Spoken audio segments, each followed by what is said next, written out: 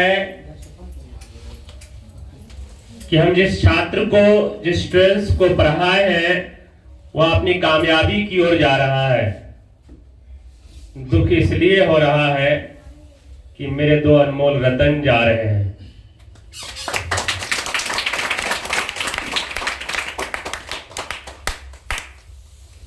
आदरणीय प्रधानाचार्य जी, हमारे वरिष्ठ शिक्षकगण एवं मेरे सम्मानित अभिभावकगण और मेरे प्यारे कक्षा 10वीं के छात्रों, आप सभी को मेरा स्नेहपूर्ण नमस्कार।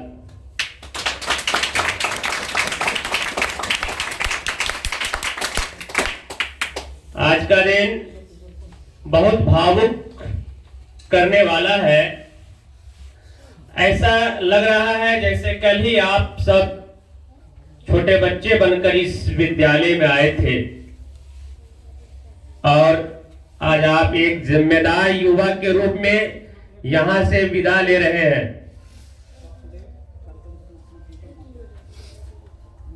इन वर्षों में आप सबों ने न केवल पढ़ाई में बल्कि खेल कूद और सांस्कृतिक गतिविधियों में भी स्कूल का नाम रोशन किया है। हॉस्टल की यादें, क्लासेस में मस्ती और आखिरी बेंच पर बैठकर की गई बातें हमेशा याद रहेगी। यह विदाई एक नई शुरुआत है। आप सब जीवन के एक नए पड़ाव पर जा रहे हैं। अब से जो चुनौतियां आएगी उन्हें उठकर सामना करना।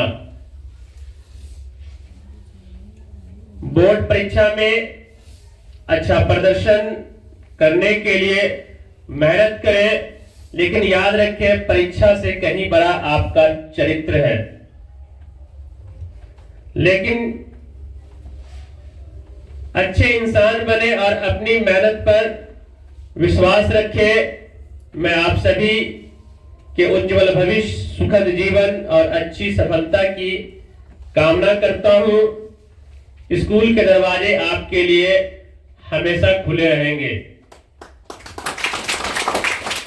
आप ये नहीं सोचेंगे कि हम इस स्कूल से जा रहे हैं।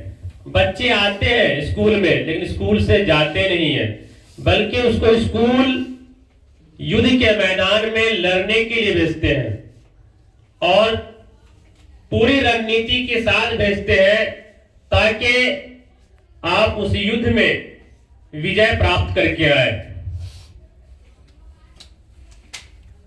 बच्चे जब अपने माता पिता के साथ विद्यालय में आते हैं नामांकन के लिए, तो एक कोरे कागज की तरह होते हैं जिसे कुछ आता नहीं है। उसे, उसके अंधकार को इस विद्यालय में रोशनी में बदला जाता है। शिक्षक बच्चे को सिर्फ पढ़ाते नहीं है, बल्कि बच्चे को पढ़ते भी है कि उसके मस्तिष्क में क्या लिखा हुआ है, वह आगे क्या करेगा। जो चीज उसके गार्जियन, उसके अभिभावक, माता पिता नहीं कर पाते हैं, जो अनुमान नहीं लगा पाते हैं, वह अनुमान एक शिक्षक लगाते हैं। जैसे मैंने अभी कहा कि शिक्षक सिर्फ पढ़ाते नहीं बल्कि बच्चे को पढ़ते भी हैं कि वह अपने जीवन में आने वाला कल क्या करेगा। जब हम एडमिशन लेते हैं, अपने नामांकन पंजी पे उस विद्यालय का नाम लिखते हैं, उसी समय हम समझ जाते हैं कि ये बच्चे हमारे यहाँ कितने दिनों तक पढ़ेगा, इनके पिता इनके पीछे कितने दिनों तक खर्च करेंगे।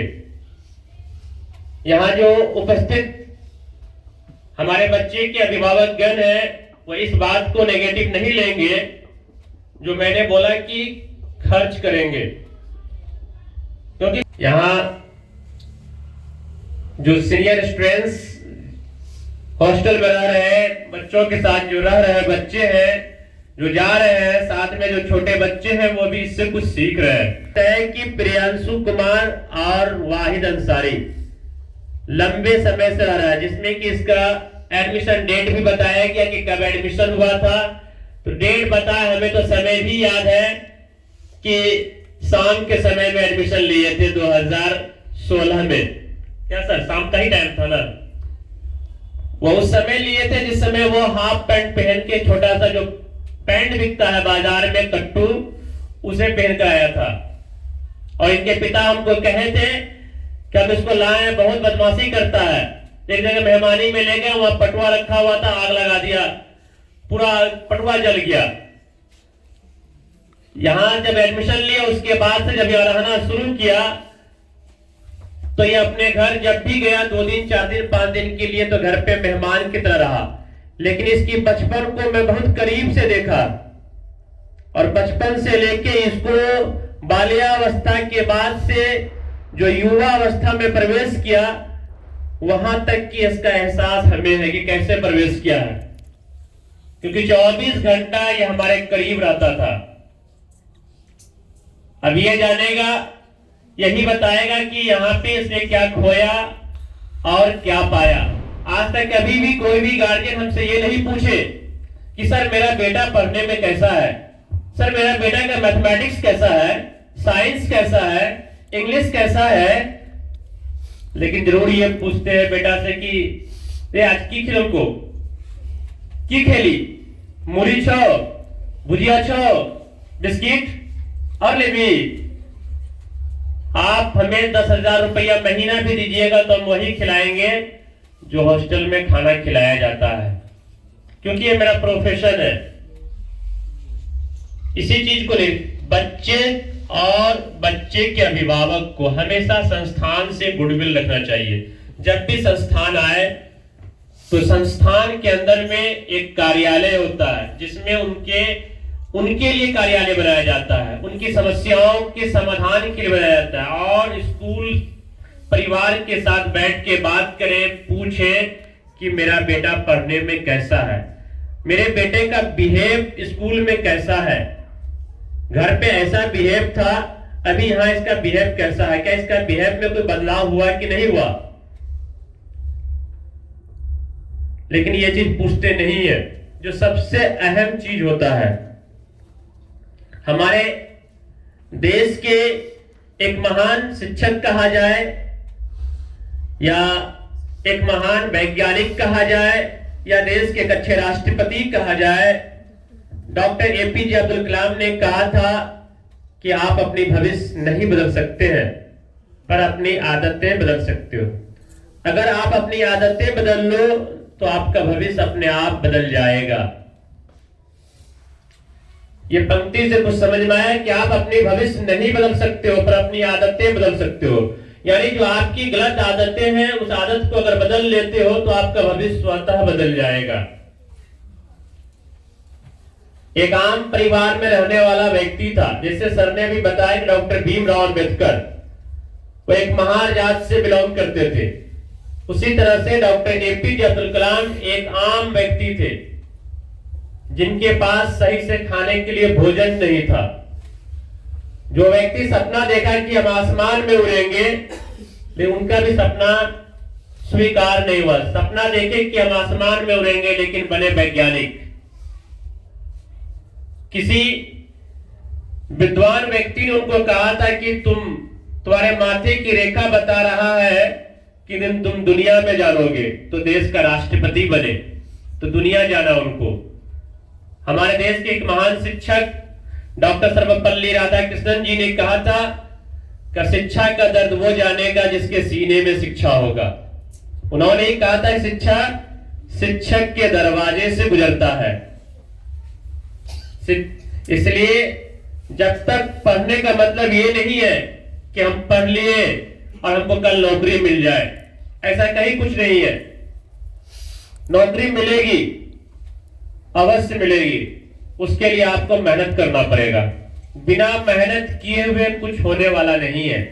हम बच्चे से भी कहेंगे, बच्चे के गार्जियन से भी कहेंगे कि बच्चे जो 17 तारीख से माध्यमिक परीक्षा जिसको मैट्रिक कहते हैं, मैट्रिकुलेशन का एग्जामिनेशन देगा, और आफ्टर एग्जामिनेशन के बाद जब वो एग्जाम खत्म होगा तो उसके पढ़ाई को ड्रॉप नहीं करेंगे, उसको पढ़ाएंगे। बच्चे क्या करते हैं कि एग्जाम देने के बाद वो पढ़ाई छोड़ देते हैं, फिर उनका 2 महीना 3 महीना 4 महीना शेड्यूल टूट जाता है, उसके बाद से फिर वो पढ़ाई शुरू करते हैं। फिर ऐसा वो कुछ नहीं करेंगे, एग्जाम दिए, एग्जाम उनको देना है, जब तक आप पढ़िएगा तब तक एग्जाम देते रहिएगा। एग्जाम और पढ़ाई जिंदगी में कभी खत्म नहीं, पूरी जिंदगी बीत जाएगी लेकिन आपका पढ़ाई और एग्जाम खत्म नहीं होगा। लेकिन हम लोग एक लिमिट टाइम के लिए पढ़ते हैं, क्योंकि हमारे साथ एक बहुत बड़ी समस्या होता है लाइफ का, और हमारे लाइफ के साथ साथ हमारे परिवार की भी जिम्मेवारी, जवाबदेही हमारे कंधे पे होती है।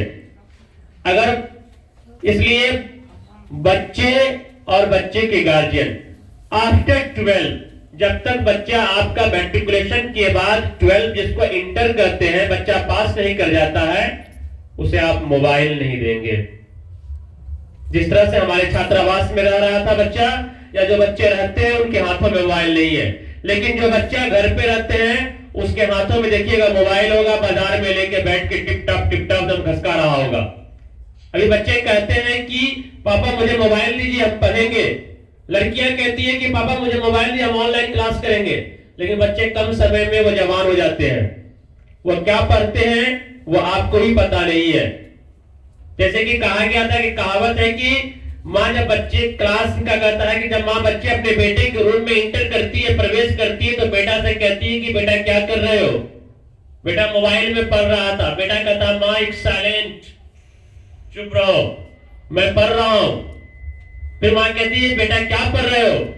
तो आपकी होने वाली बहू का मैं एसएमएस पढ़ रहा हूं। समय से पहले वो क्या पढ़ता है क्या नहीं पढ़ता है इसकी कोई जानकारी नहीं है। मोबाइल एजुकेशन के लिए कोई सॉल्यूशन नहीं है।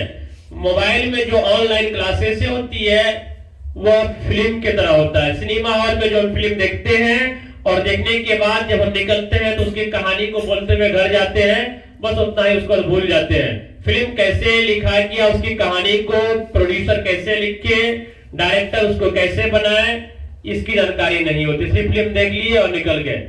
इसलिए वीडियो क्लासेस उस जो देखा वो निकला, भूल गया, उसको कुछ नहीं होता है, वह एक बहाना है। इसलिए 12 क्लास तक बच्चे को मोबाइल नहीं दीजिएगा। बच्चा मैट्रिक, इंटर, बीए, एमए अगर वह जनरल पढ़ता है, डिग्री लेता है, तो वह पीएचडी की डिग्री करेगा, उसको मोबाइल की कोई जरूरत नहीं है, कोई ऑनलाइन क्लासेस नहीं होती है।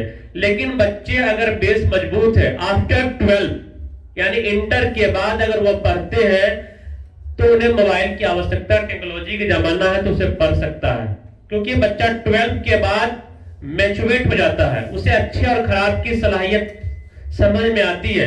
फिलहाल अभी उसको अच्छा खराब कुछ नहीं है, वो सिर्फ बड़ा हो गया, लंबा हो गया है। तुरंत में कहेगा कि ये पेन अच्छा है, तुरंत में कहेगा ये पेन खराब है। तुरंत में हमको कहेगा जुबेर सर बहुत अच्छे आदमी है, तुरंत कहेगा सर बहुत कमीना है। इसलिए उसे आप मोबाइल नहीं दीजिएगा, और उस बच्चे को भी हम कहेंगे कि अपने पेरेंट्स से मोबाइल 12 क्लास तक नहीं मांगेंगे, 12 क्लास के बाद मोबाइल दीजिएगा।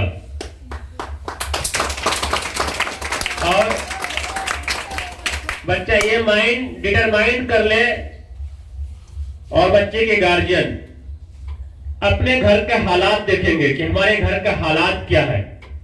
आफ्टर 10th पास करने के बाद अपने घर के हालात के अकॉर्डिंग और अपना भी हालात देखेगा कि मेरा हालात क्या है।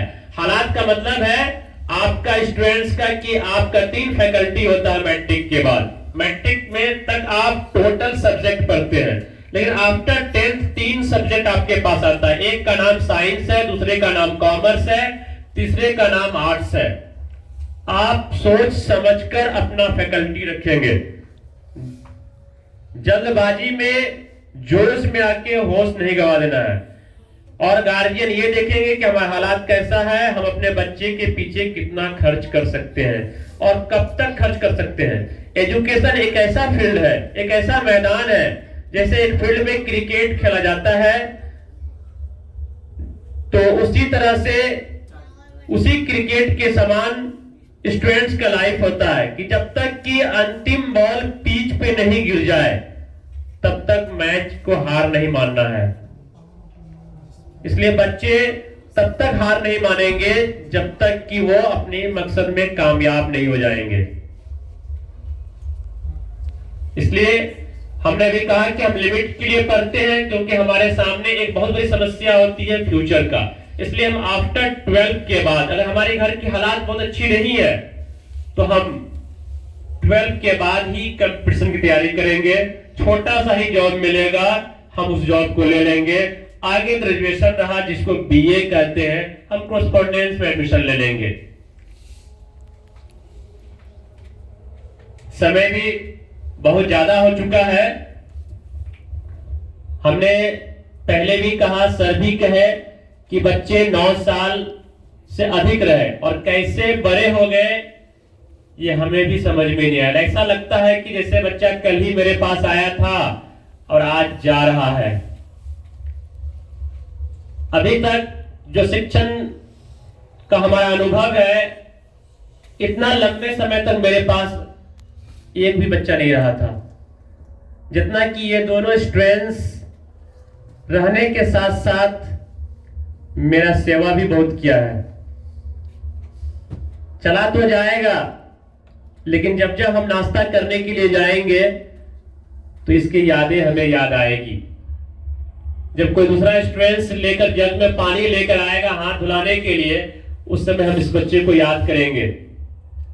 जब कोई और टिफिन खोलेगा तो उस समय याद आएगी हमें, शायद उसके तरह वो कर पाएगा कि नहीं कर पाएगा, ये भी हमारे माइंड में शायद घूम रहा होगा ये बात। हम अल्लाह से दुआ करेंगे कि आपका एग्जाम अच्छा जाए और जिंदगी में आपको वह ऊंचाई मिले जिसका आप सपना देखते होंगे। यहां जो आपको ज्ञान मिला है, कहा जाता है कि education for a bright future, शिक्षा भविष्य के लिए होता है। यहां इस एकेडमी में, इस संस्थान में आप जितने दिन रहे, यहां के शिक्षकों के द्वारा जो आपको संस्कार मिला है, यहां से निकलने के बाद उस संस्कार को हमेशा याद रखिएगा। अपने परिवार के अंदर, अपने माता पिता, भाई बहन, समाज के जो बुजुर्ग लोग हैं, जो बच्चे हैं, सभी का आप सम्मान कीजिएगा।